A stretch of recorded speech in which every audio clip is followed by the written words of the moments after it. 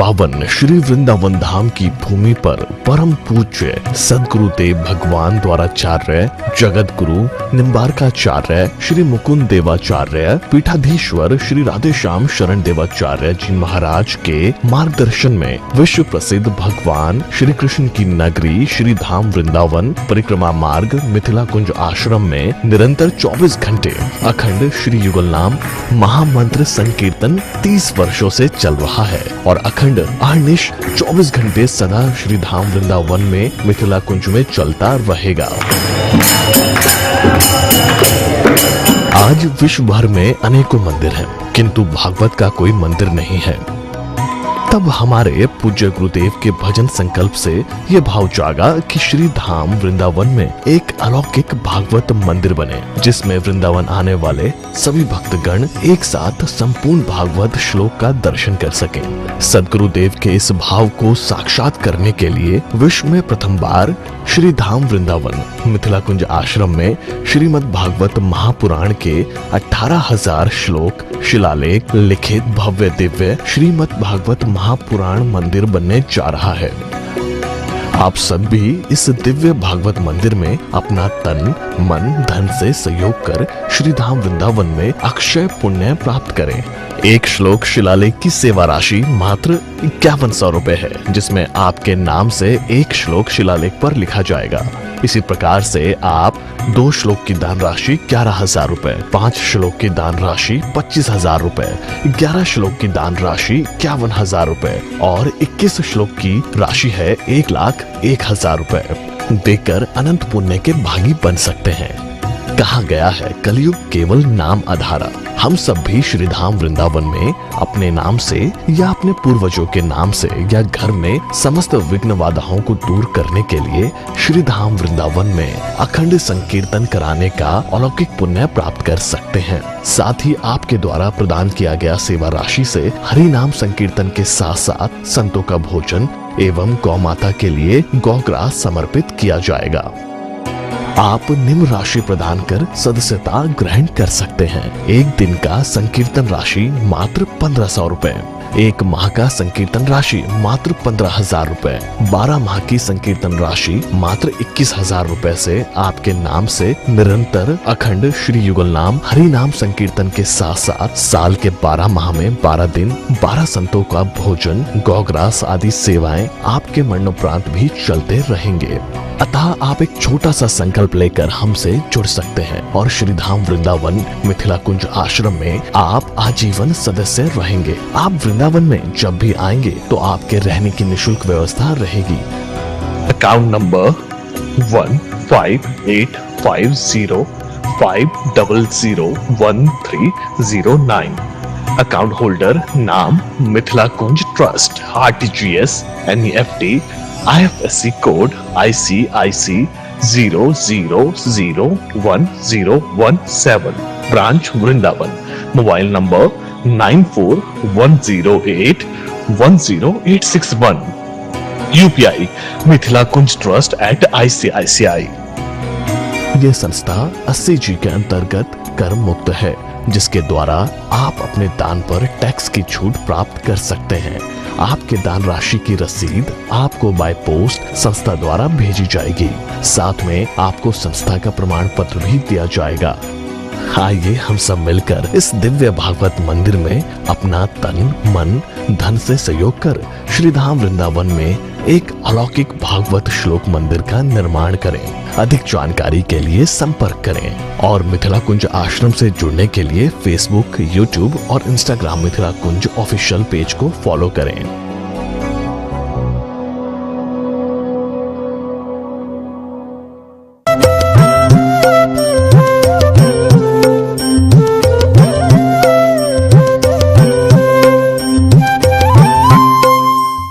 तेरे द्वार खड़ा भगवान भगत भर दे रे जो भगत भर दे रे झोली।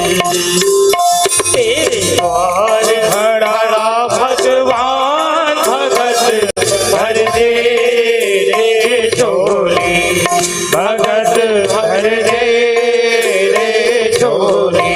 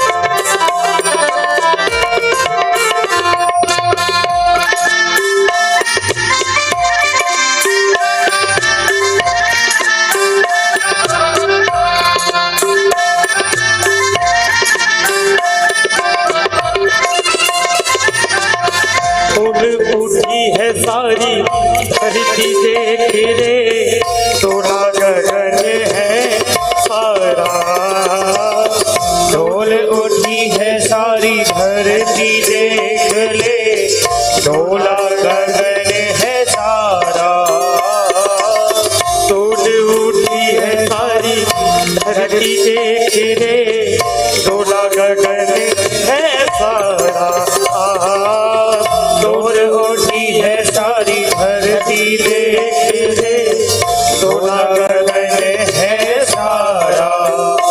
अरे भीख मांगने आया तेरे दर,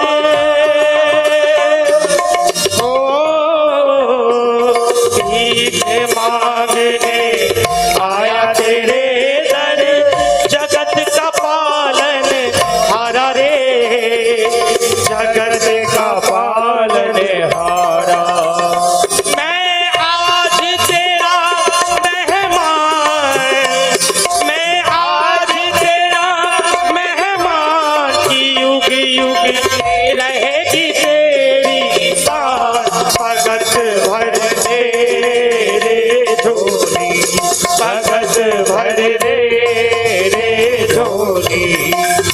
ओ तेरे द्वार खड़ा भगवान, भगत भर दे रे झोली, भगत भर दे रे झोली, भगत भर दे रे झोली, भगत भर दे रे झोली।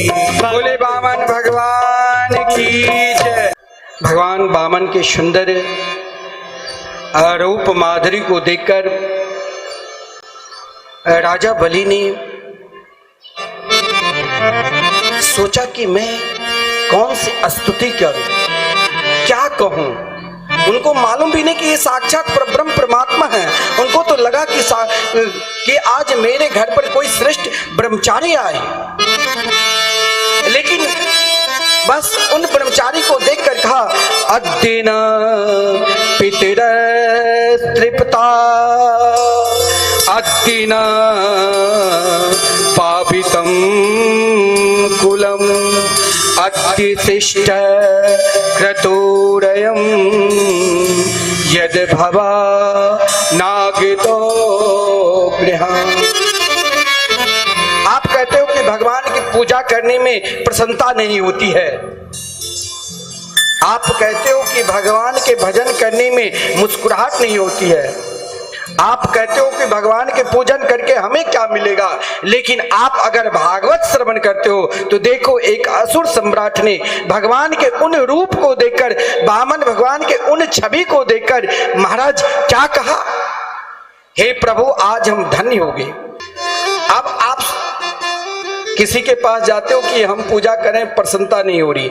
अब देखिए असुर, आप ध्यान देना भाई,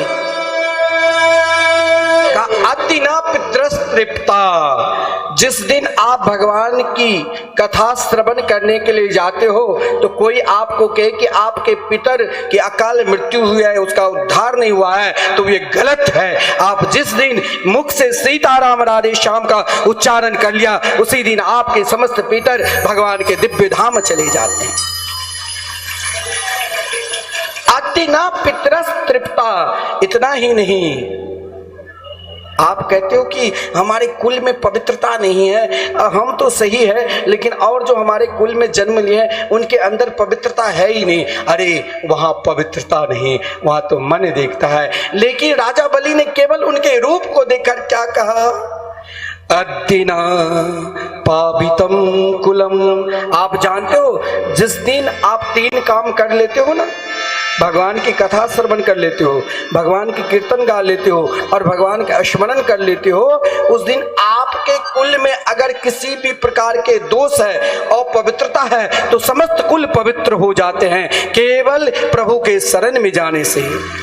हम लोग जल लेकर पवित्रो वाचक नहीं करते, ओ पवित्र पवित्रो वा सर्वावस्थानम गतोपि वा ये स्मृत पुंडरीकाक्षम सवाया वहंतर शुचि ओम पुंडरीकाक्ष पुनातु। मतलब एक बार भगवान के नाम लेकर हम पवित्र हो रहे हैं, और जिनके रूप माधुरी, जिनकी सुंदरता को हम देख रहे हैं, तो फिर हम पवित्र नहीं होंगे।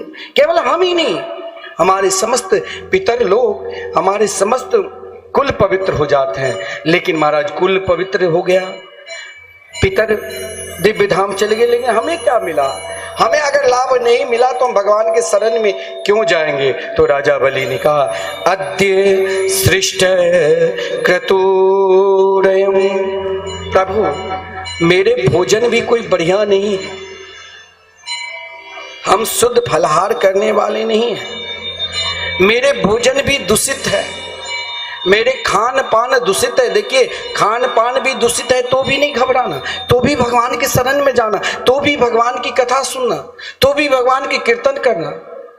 मेरे स्वभाव दूषित है, मेरे मन भी दूषित है। बोले अगर स्वभाव भी दूषित है, मन भी दूषित है, तो उन मनमोहन के चरणार बिंद के आश्रित हो जाओ। वो मन को सुमन बना देगा, मन को सुंदर बना देगा, मन को खिला देगा।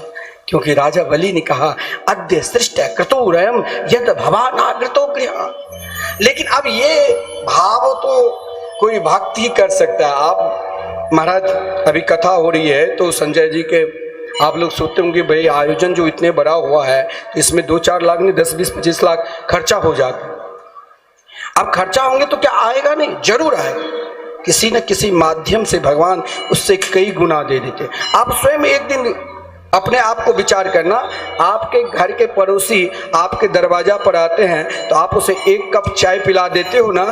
आज आपने प्रातः काल उसे 1 कप चाय पिलाया ना, तो आज आपको 10 लोग पूछेंगे भैया चाय पी लो, चाय पी लो, चाय पी लो, क्योंकि आपने एक व्यक्ति को चाय पिलाया। आप किसी को 1 गिलास पानी पिला दो, दिन में 10 आदमी पूछेंगे।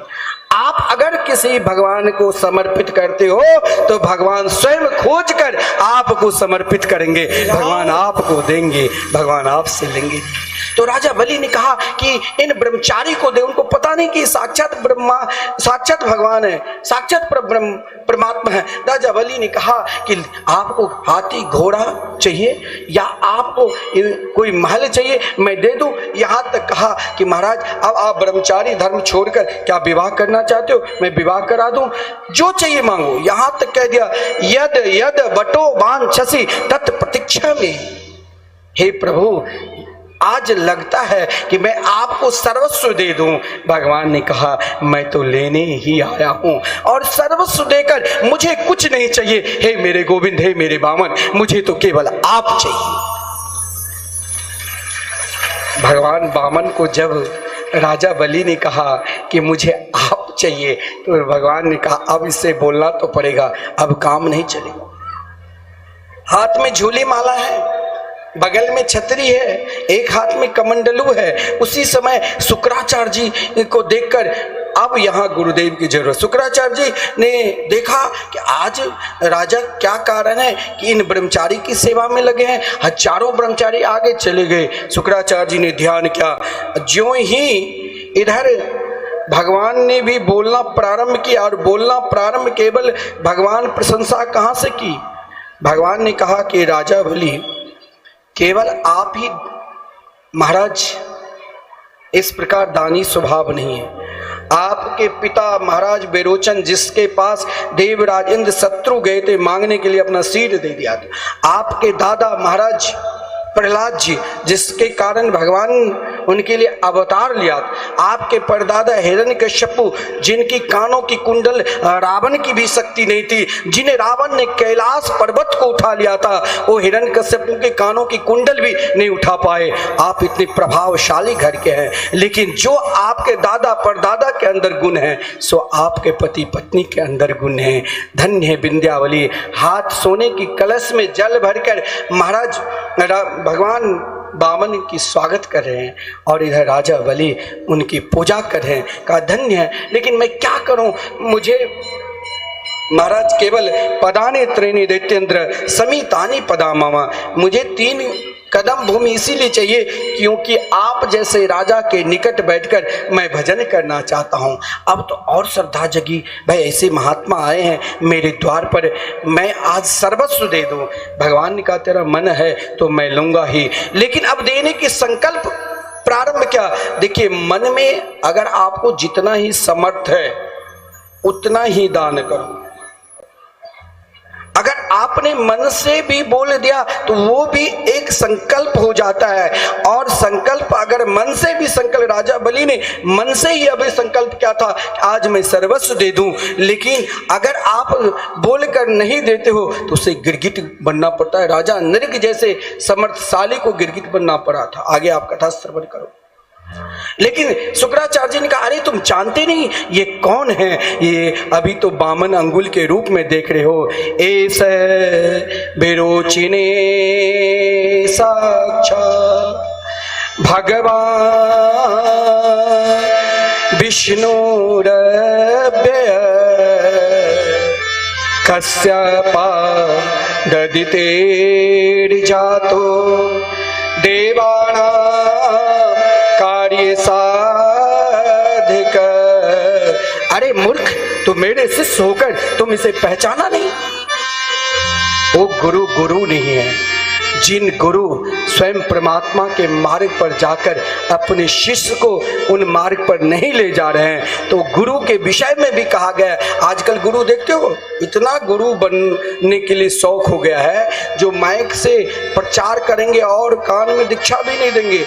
रजिस्ट्रेशन कराएंगे, मोबाइल नंबर दो, पता दो, कहाँ से आए हो, क्या नाम है, फिर आपको दीक्षा भी नहीं देंगे। माइक से ही बोल देंगे कि हो गया दीक्षा 2000 4000। ऐसे गुरु को तो वही दशा, लोभी गुरु और लालची चेला, और दोनों नरक में ठेल्लम ठेल्ला। लोभी गुरु, लालची चेला, दोनों नरक में ठेल्लम ठेल्ला।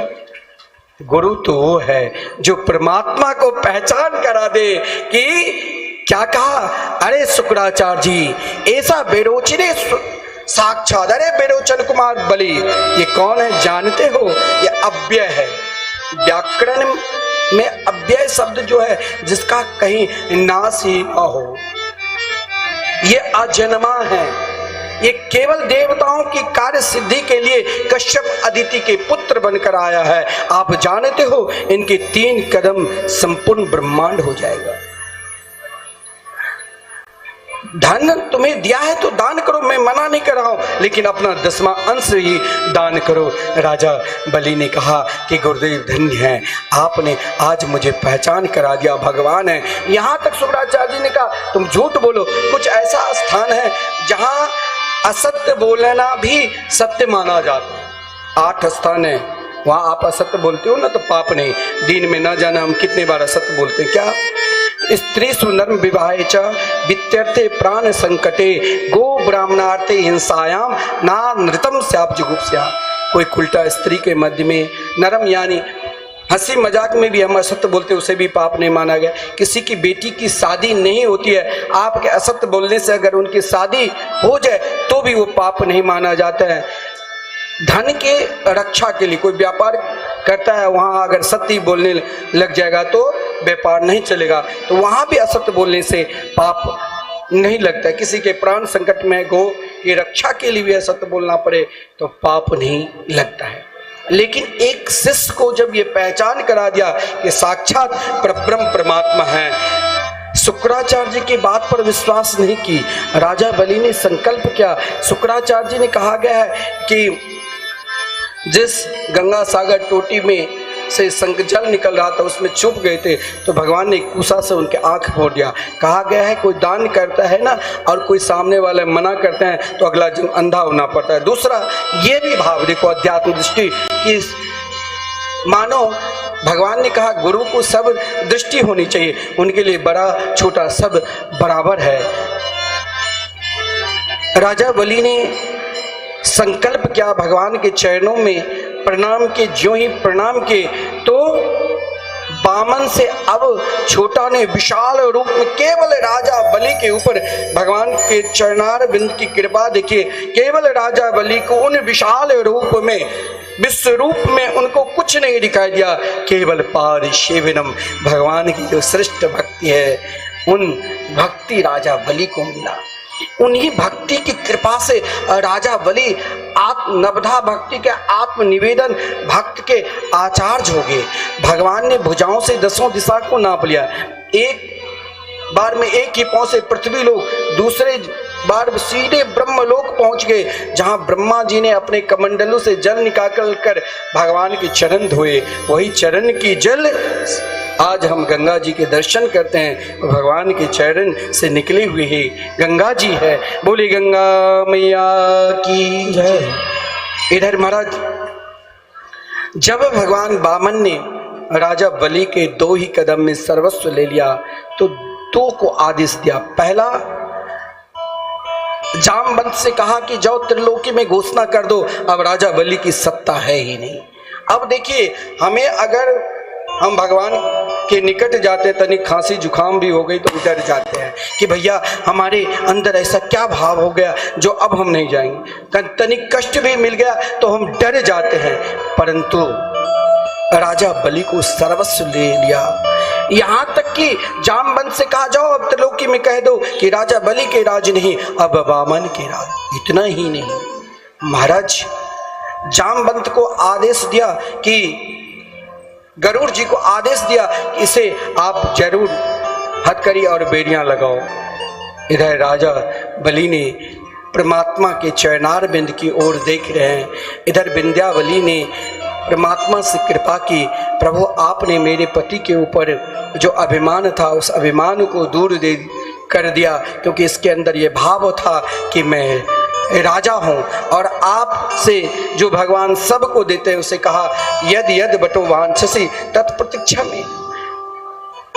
प्रहलाद जी भी स्तुति की, ब्रह्मा जी भी स्तुति की, धन्य प्रभु जो आपको सर्वस्व दे देता है, तनिक पत्र पुष्प अगर समर्पित कर देता है तो उसे आप अपना हो जाते हो। जिसने सर्वस्व दे दिया उसकी दशा क्या, ये हथकड़ी और बेड़ियां लगी। लेकिन भगवान की स्तुति जब राजा बलि ने किया कि प्रभु आपसे मैं प्रार्थना करता हूँ कि आपने मेरा सर्वस्व ले लिया और मैं ही आपसे पूछ रहा हूं, धन बड़ा कि धन के मालिक बड़ा। भगवान यहाँ निरुत्तर खड़े हुए, बलि बाली के पास भगवान और काली नाग के पास भगवान का कोई उत्तर ही नहीं रहा, निरुत्तर खड़े हुए। धन बड़ा तो धन के मालिक सुरक्षित है, और धन के मालिक बड़ा तो अभी धन लिए मालिक को ले लो। यहाँ भगवान निरुत्तर खड़े हो गए। भगवान अगर निरुत्तर होते हैं केवल अपने भक्त के पास। राजा बलि ने कहा प्रभु सब कुछ तो आपने ले लिया, लेकिन मेरा अभिमान देहाभिमान नहीं लिया। अपने तीसरे चरण कमल मेरे मस्तक पर रखिए, दो तो आप कर लिया, तीसरा वचन पूर्ण। ये सुनते ही भगवान कहा धन्य हो राजा बलि, तुम्हें मैं दूं तो दूं क्या, मैं तेरे लिए इंद्रलोक से भी श्रेष्ठ लोक सुतल लोक देता हूं। वहां 52 द्वार हो गए। राजा बलि के हृदय में प्रसन्नता नहीं हुई। राजा बलि ने कहा हे प्रभु मेरे दिल में एकमात्र, हे श्याम सुंदर, हे मेरे कन्हैया, मेरे दिल में तो एकमात्र आप समाये हुए हैं।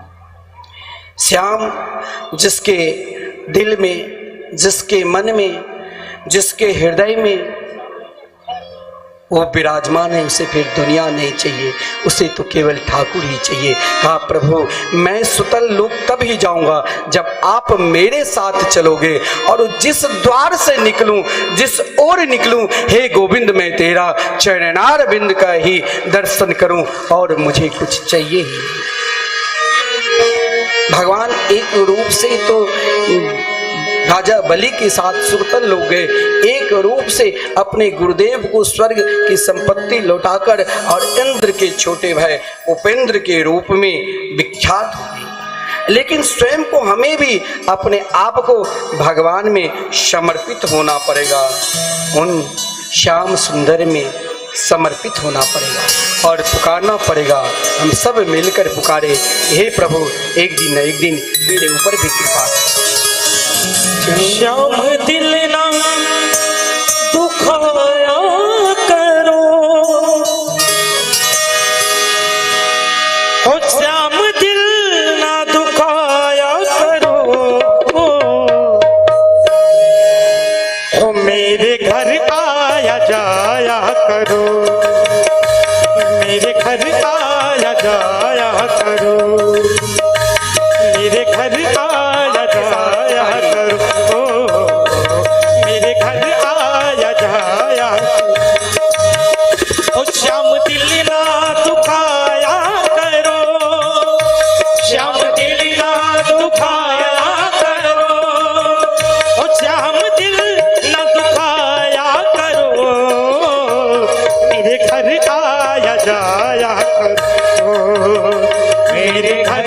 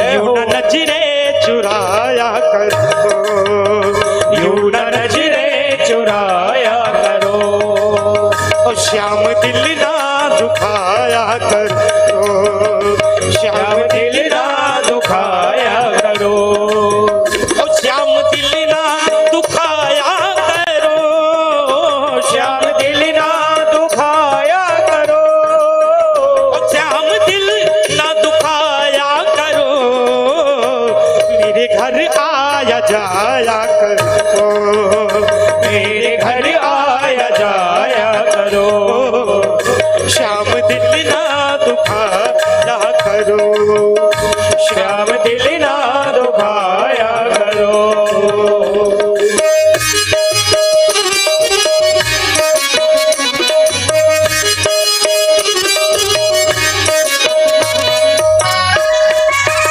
याद है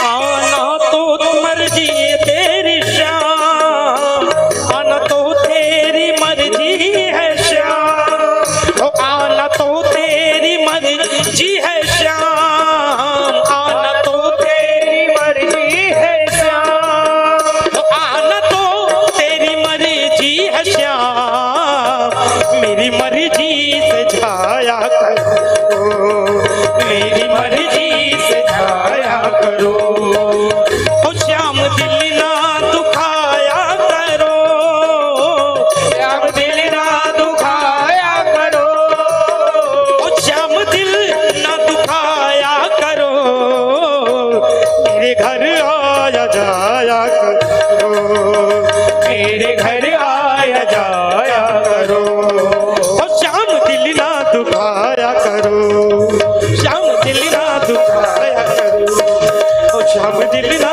दुखाया करो, श्याम दिल ना दुखाया करो, श्याम दिल ना दुखाया करो, श्याम दिल ना दुखाया करो, श्याम दिल ना दुखाया करो। बोले वामन भगवान की जय।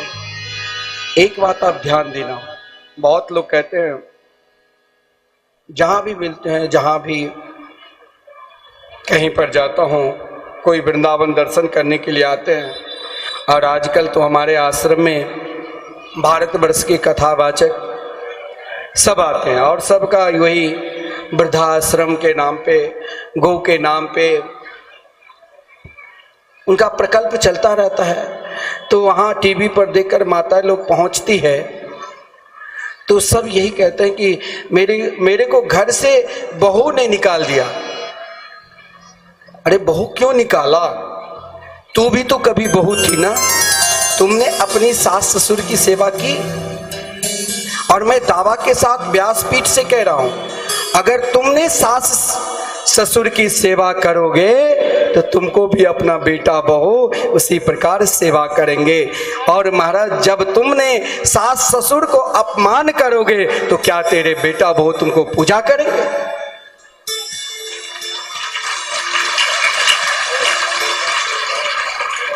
लेकिन आप ध्यान देना, आप घर में माता पिता की सेवा करो और देख लो सब कुछ मिल जाएगा। चारों धाम माता पिता के चरणारविंद में।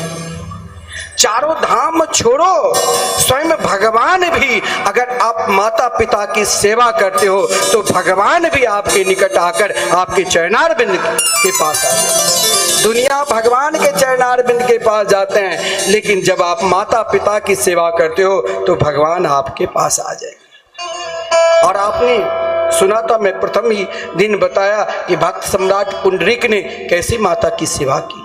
और श्रीमद् भागवत महापुराण में जिस समय आदरणीय श्रीमान सुखदेव जी महाराज परीक्षित को सूर्यवंश के राजाओं की चरित्र श्रवण करा रहे थे, जिन सूर्यवंश परंपरा में एक राजा नभग हुए जिनके पुत्र का नाम है नाभाग, और नाभाग के पुत्र का नाम है भक्त सम्राट अम्बरीश। महाराज नाभाग के 3 पुत्र थे, ध्यान से सुनना। अब महाराज उन 3 पुत्र में जो सबसे छोटा नाभाग था वो पढ़ने के लिए कहीं बाहर चले गए थे, पिता ने भेज दिया। तब तक 2 बड़े भाई विवाह कर लिया, आपस में धन सब कुछ बांट लिए। छोटे भाई के लिए कुछ नाभाग के लिए रखा ही नहीं।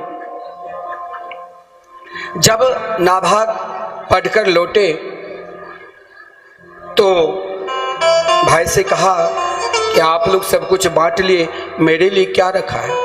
बोले तेरे लिए वो देख रहे हो कुटिया, एक छोटी सी झोपड़ी,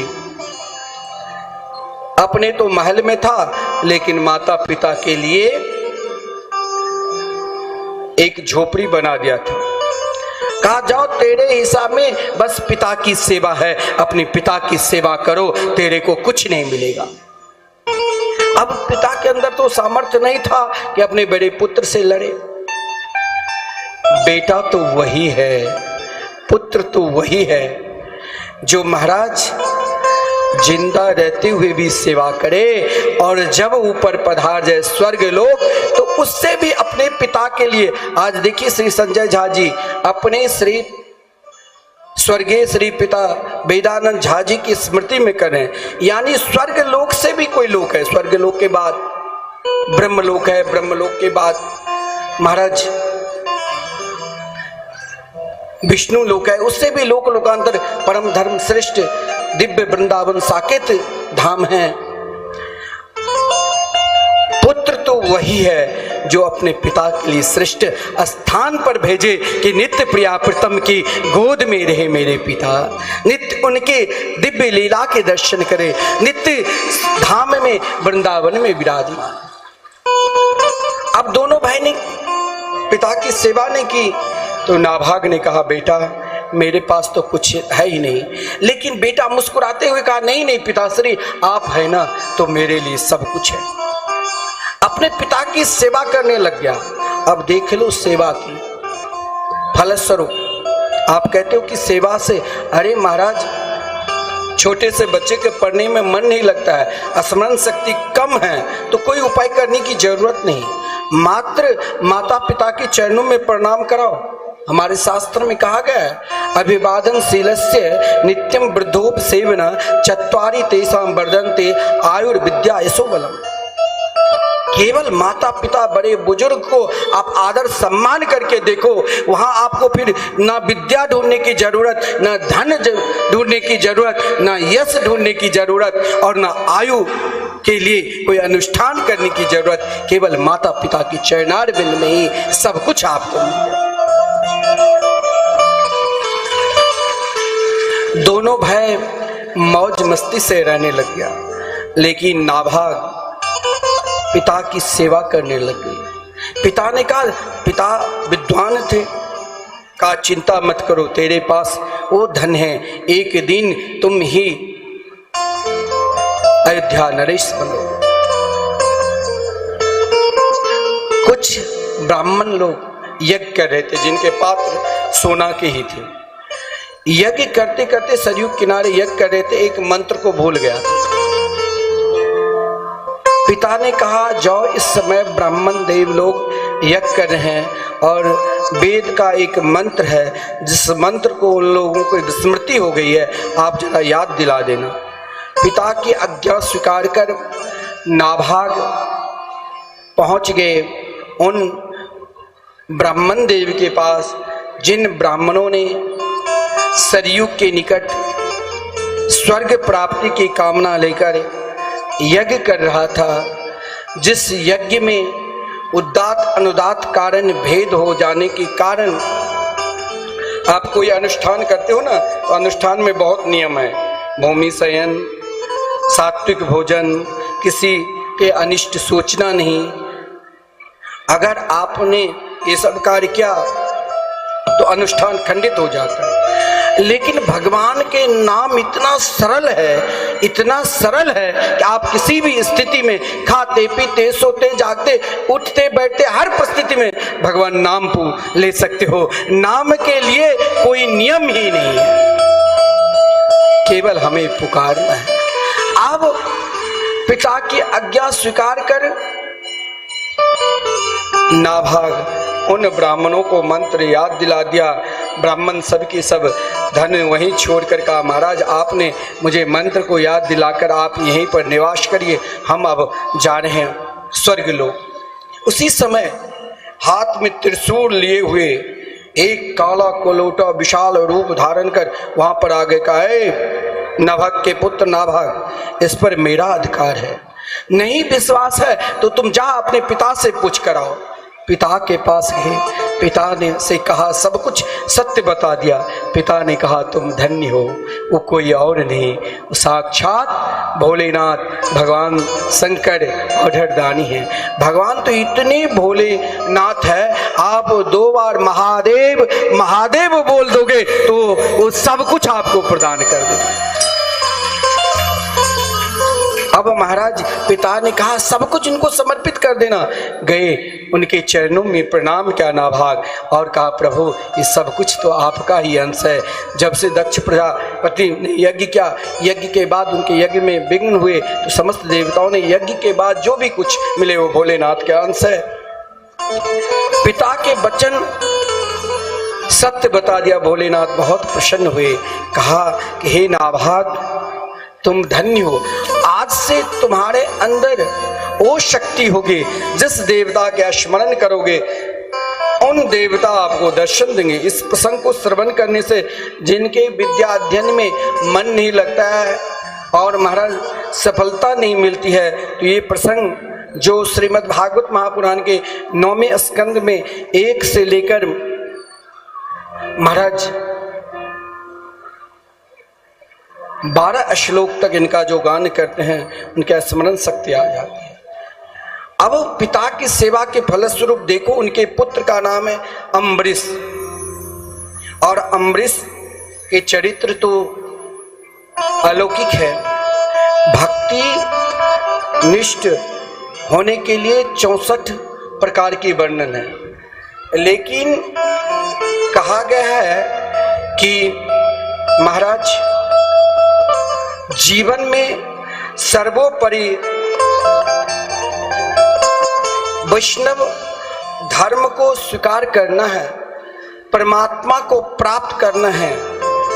घर में रहकर, परिवार के साथ में रहकर, व्यापार के साथ रहकर जो भी कार्य कर रहे हो, किसी को छोड़ने की जरूरत नहीं। महाराज अम्बरीश भारत के सम्राट थे, अयोध्या नरेश थे, उनके पास किसी भी वस्तु की कमी नहीं थी, फिर भी उनकी निष्ठा जो है, बहुत लोग कहते हैं महाराज ध्यान करता हूं तो मन भटकने लग जाता है, घबराना नहीं।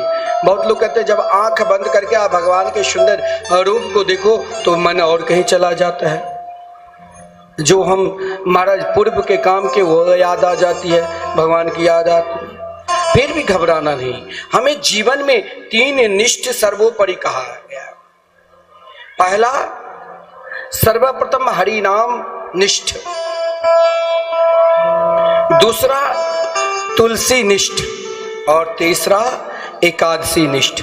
देखिए 3 कार्य अगर आपने किया तो मैं दावा के साथ कहता हूं कि एक दिन जरूर बांके बिहारी आपको दर्शन देंगे, लेकिन 3 निष्ठ होना पड़ेगा। इन तीनों निष्ठ में सर्वोपरि सर्वश्रेष्ठ हरि नाम संकीर्तन है, भगवान नाम निष्ठ, हरि नाम निष्ठ। और दूसरा कहा गया तुलसी की पूजा। आप दैनिक नित्य कुछ काम नहीं करो, तुलसी निष्ठ हो, तुलसी का पूजन करते हो तो इन्हें भी बहुत श्रेष्ठ माना गया। भाई जब कोई शरीर त्यागता है तो उनको तुलसी के शरण में इसीलिए दिया गया जाता है कि इसने अपने जीवन में कभी भगवान के भजन नहीं किए, हो सकता है तुलसी के निकट सदा नारायण रहते हैं। भगवान शालिग्राम बिना तुलसी के बिना भगवान तो जल भी नहीं लेते हैं। इसीलिए तुलसी निष्ठ भी, अगर हम तुलसी की सेवा करें, तुलसी की पूजा करें, तुलसी में जल दे, तो यह भी एक सर्वश्रेष्ठ कहा गया। और तीसरा, भक्ति की जो श्रेष्ठ निष्ठा है, हरिनाम निष्ठ, तुलसी निष्ठ और एकादशी निष्ठ। आप कोई व्रत करो चाहे ना करो चलेगा, लेकिन एकादशी व्रत सभी को करना चाहिए। एकादशी व्रत करने से समस्त व्रत, समस्त उपासना, समस्त तीर्थ में जाने का फल मिल जाता है। केवल एकादशी और शरीर के दृष्टि से भी 15 दिन में हम सभी को एक दिन उपवास होना चाहिए। बीमार शरीर में रोगग्रस्त है तो फलाहार लो। तो महाराज अम्बरीश 3 निष्ठ थे, हरिनाम निष्ठ, तुलसी निष्ठ, तुलसी की पूजा करते थे और अपनी पत्नी के साथ एकादशी व्रत भी क्या करते थे। लिखा है कि मन जब भटके तो मन को जाने दो, लेकिन मन से कहो, जैसे महाराज अम्बरीश ने मन से यही कहा, सबे मन कृष्ण पदार बिंदयो बाचाम शिवे कुंठ गुणानुवर्णने करो हरे मंदिर मार्जनादिषु श्रुतिम चकारा च्युत सत्कथोदय। अपने मन को गोविंद के चरणार बिंद में, अपनी वाणी को गोविंद के चरणार बिंद में लगाते हुए निरंतर उनकी उपासना करो, उनकी सेवा करो, उनके गुणगान करो। महाराज अम्बरीश एकादशी व्रत की जो स्वयं दुर्वासा ऋषि परीक्षा ली, दुर्वासा ऋषि ने कृत्या नाम के राक्षसनी की प्रकट की, लेकिन स्वयं राक्षसनी जलकर राख हो गई। दुर्वासा ऋषि को भी सुदर्शन चक्र छोड़ा नहीं, अंत में अम्बरीश के शरण में दुर्वासा ऋषि को आना पड़ा। और दुर्वासा ऋषि अम्बरीश के शरण में जब आए तो महाराज अम्बरीश ने सुदर्शन चक्र को 10 मंत्रों के द्वारा स्तुति की, प्रार्थना की, तब शांत हुई। और स्वयं दुर्वासा ऋषि ने कहा, जो भगवान के गुणगान गाते हैं, भगवान के गुण के कुछ भी करो, जैसे महाराज अम्बरीश अपने मन से केवल उनके चिंतन करते थे और वाणी से उनके नाम का गुणगान गाते थे। हम भी अपने, भगवान ने हमें भी बोलने की शक्ति दी है, हम भी अपनी वाणी के द्वारा क्यों नहीं राधा नाम ले, क्यों नहीं कृष्ण नाम ले, क्यों नहीं जो हमारे इष्ट हैं उनके नाम ले। और हम इन जीवा को कहे, अरे जीवा तुमने तो बहुत स्वाद ले लिया, अब कुछ देर उन स्वाद को भी ग्रहण करो, उन रस को भी पान करो। और रस क्या है तो भगवान के नाम, राधा नाम। हम सब अगर पुकारते, हम कुछ भी कर रहे हैं, सब कुछ महाराज जो करते करो, लेकिन वाणी को यही कहो, क्या, अपनी वाणी में अमृत हो। सब ताली सेवा करते हुए, पुकारते हुए यही प्रार्थना, जितने जल्दी आप पुकारोगे उतने जल्दी ही आप श्री कृष्ण के दर्शन करोगे। और पुकारो, अपनी वाणी में अमृत हो, अपनी वाणी में अमृत हो, ओ रचना राधे राधे बोल, ओ रचना राधे राधे बोल, ओ रचना राधे राधे बोल, ओ रचना राधे राधे बोल। ये बोल बड़े अनमोल, ये बोल बड़े अनमोल, ओ रचना राधे राधे बोल, रचना राधे राधे बोल, रचना राधे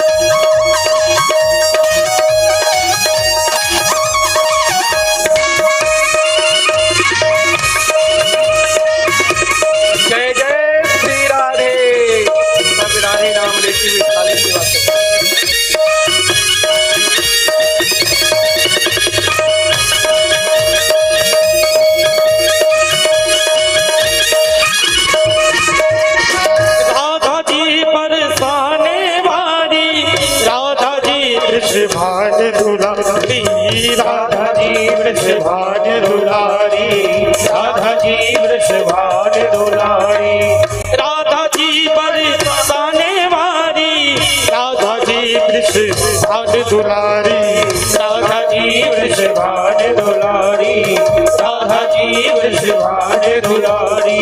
दो अक्षर आधार जगत के, दो अक्षर आधार जगत के, ये अक्षर अनो रसना राधे राधे बोल, रसना राधे राधे बोल, रसना बोल बड़े अनमोल, ये बोल बड़े अनमोल, ओ रसना राधे राधे ओ रसना राधे राधे बोल, रसना राधे राधे बोल।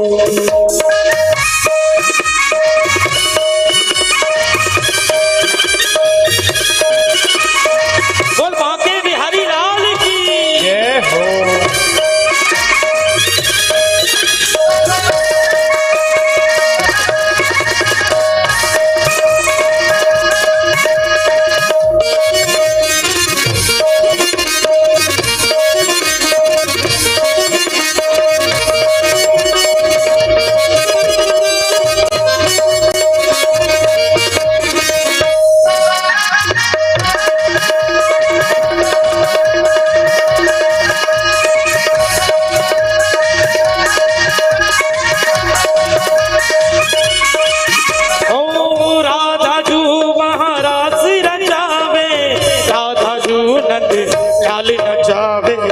राधा जो नंद लाल नचावे, राधा जो नंद लाल नचावे, ओ राधा जो महारास रचावे, राधा जो नंद लाल नचावे, राधा जो नंद लाल नचावे, राधा जो नंद लाल नचावे।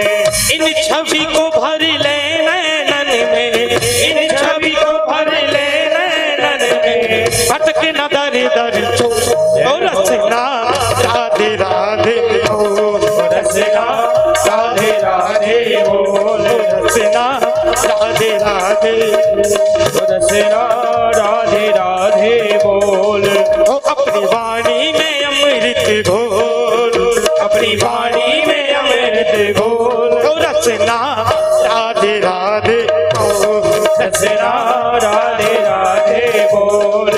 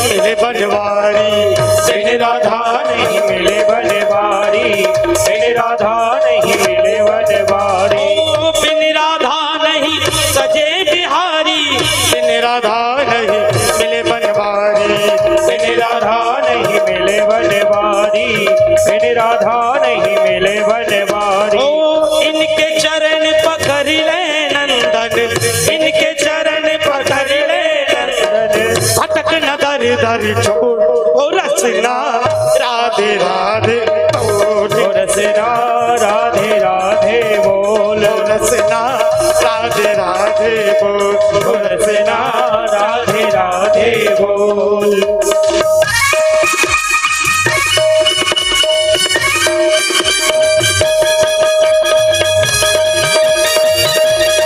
हमारी सेवा करते रहिए, कभी कन्हैया आएंगे जल्दी।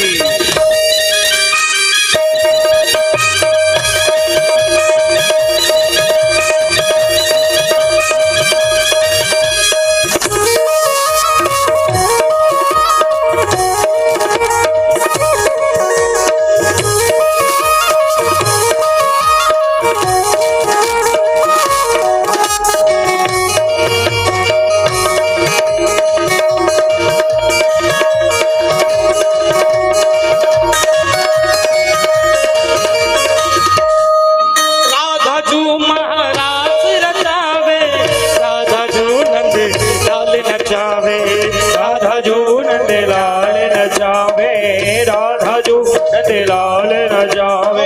राधा जो महा रास रचावे, राधा जो नंदलाल नचावे, राधा जो नंदलाल नचावे, राधा जो नंदलाल नचावे।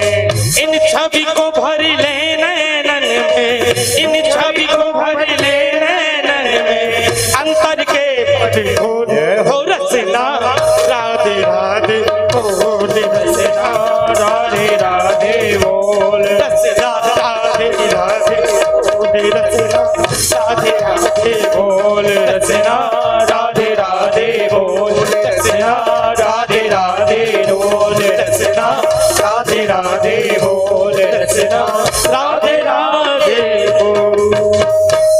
जय जय श्री राधे।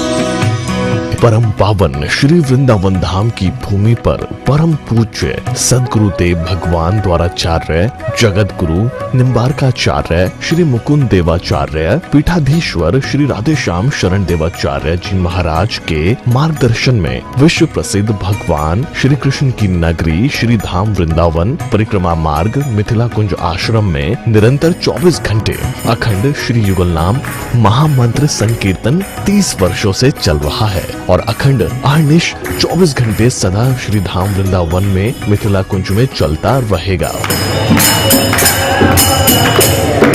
आज विश्व भर में अनेकों मंदिर हैं, किंतु भागवत का कोई मंदिर नहीं है।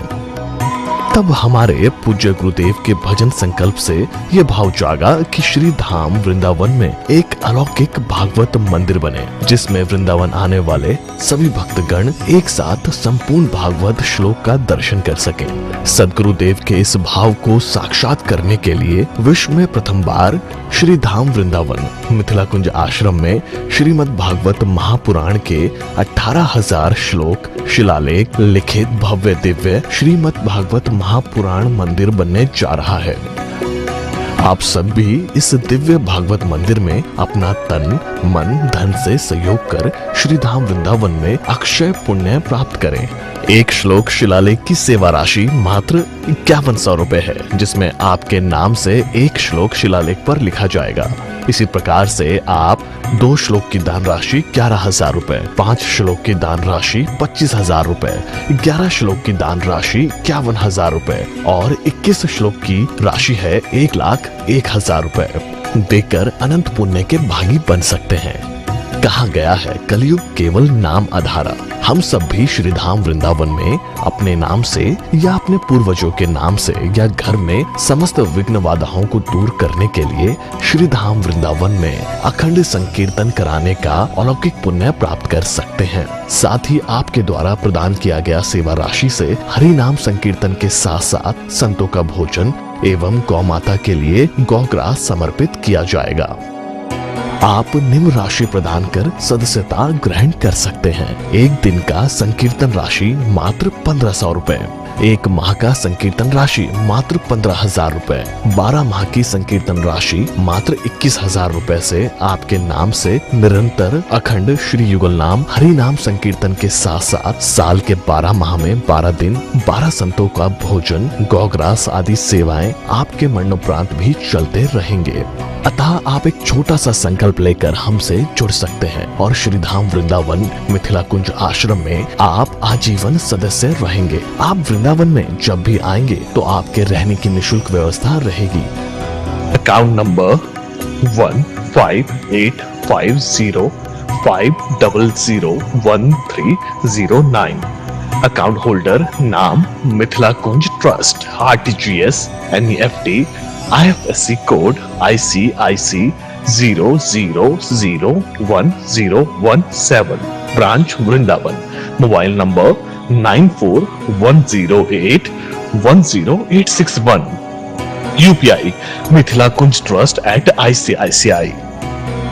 ये संस्था 80G के अंतर्गत कर मुक्त है, जिसके द्वारा आप अपने दान पर टैक्स की छूट प्राप्त कर सकते हैं। आपके दान राशि की रसीद आपको बाय पोस्ट संस्था द्वारा भेजी जाएगी। साथ में आपको संस्था का प्रमाण पत्र भी दिया जाएगा। आइए हम सब मिलकर इस दिव्य भागवत मंदिर में अपना तन मन धन से सहयोग कर श्रीधाम वृंदावन में एक अलौकिक भागवत श्लोक मंदिर का निर्माण करें। अधिक जानकारी के लिए संपर्क करें और मिथिला कुंज आश्रम से जुड़ने के लिए फेसबुक, यूट्यूब और इंस्टाग्राम मिथिला कुंज ऑफिशियल पेज को फॉलो करें।